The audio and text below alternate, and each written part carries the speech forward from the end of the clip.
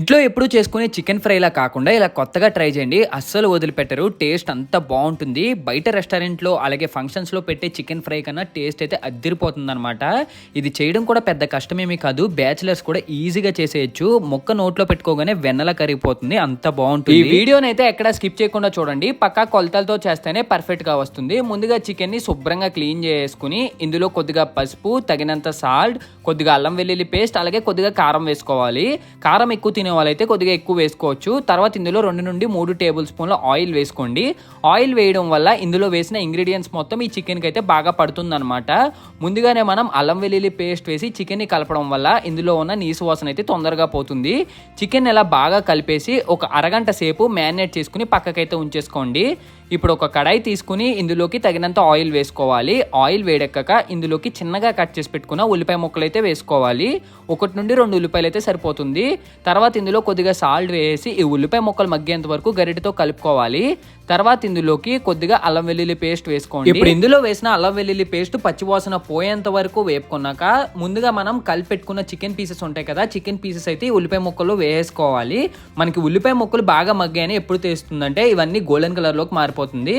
ఇలా chicken pieces వేసి మొత్తం క్లోజ్ చేసి కాసేపు చికెన్ అయితే మగ్గనివ్వాలి.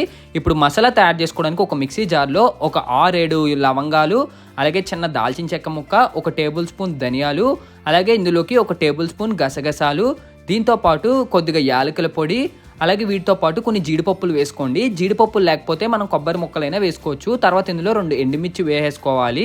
ఇప్పుడు ఇందులోకి కొద్దిగా బిర్యానీ ఆకు, అలాగే 1 టేబుల్ స్పూన్ మిరియాలు వేసి మూతతో క్లోజ్ చేసి మిక్స్ అయితే పట్టించేయాలి.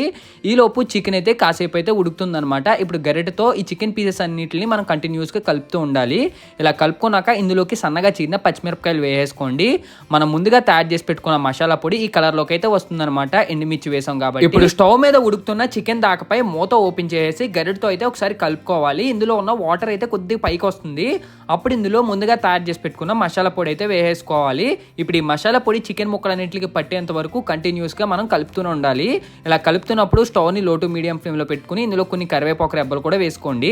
కరివేపాకు రెబ్బలు వేసుకుని మూతతో క్లోజ్ చేసి ఒక 3 నిమిషాల తర్వాత మూత ఓపెన్ చేసి చూస్తే ఇలా చికెన్ అయితే దగ్గరకు వస్తుంది. ఇప్పుడు ఇందులోకి కొద్దిగా కొత్తిమీర వేసి గరిటెతో అయితే బాగా కలుపుకోవాలి. ఈ ప్రాసెస్ లో మనం ఇలా మూతతో క్లోజ్ చేసి చికెన్ ని బాగా మగ్గనిచ్చి చికెన్ ఫ్రై చేసుకోవడం వల్ల నార్మల్ గా మనం చేసుకునే చికెన్ ఫ్రై కన్నా టేస్ట్ అయితే డబుల్ అవుతుంది. అలాగే మనకి ఇంట్లో చికెన్ ఫ్రై చేసుకున్నప్పుడు అంత గ్రేవీ రాదు కదా రైస్ లో కలుపుకోవడానికి, కానీ ఈ ప్రాసెస్ లో చేయడం వల్ల మంచి గ్రేవీ వచ్చి అలాగే రెస్టారెంట్ ఇంకా ఫంక్షన్ స్టైల్లో కన్నా మంచి టేస్ట్ అయితే వస్తుంది అనమాట. చికెన్ ఫ్రై ఎంత టేస్టీగా రావడానికి మెయిన్ హైలైట్ ఏంటంటే మనం తయారు చేసి పెట్టుకున్న మసాలా పొడి. బయట దొరికే మసాలా పొడి కన్నా ఈ టేస్ట్ అయితే చాలా బాగుంటుంది. ఇందులో మనం మసాలా పొడి తయారు చేసుకున్నప్పుడు జీడిపప్పు లేకపోతే దాని బదులు కొబ్బరి ముక్కలైనా వేసుకోవచ్చు. అలా వేసుకోవడం వల్ల మంచి కమ్మదనం వచ్చి టేస్ట్ అయితే అదిరిపోతుంది. That's it for today guys. మీలో ఎంతమందికి చికెన్ ఫ్రై ఇంట్రెస్ట్ కామెంట్ చేయండి. వీడియో నచ్చితే లైక్ చేసి షేర్ చేసి సబ్స్క్రైబ్ చేయండి. ఇంకా నెక్స్ట్ వీడియోలో మళ్ళీ కలుద్దాం. బై.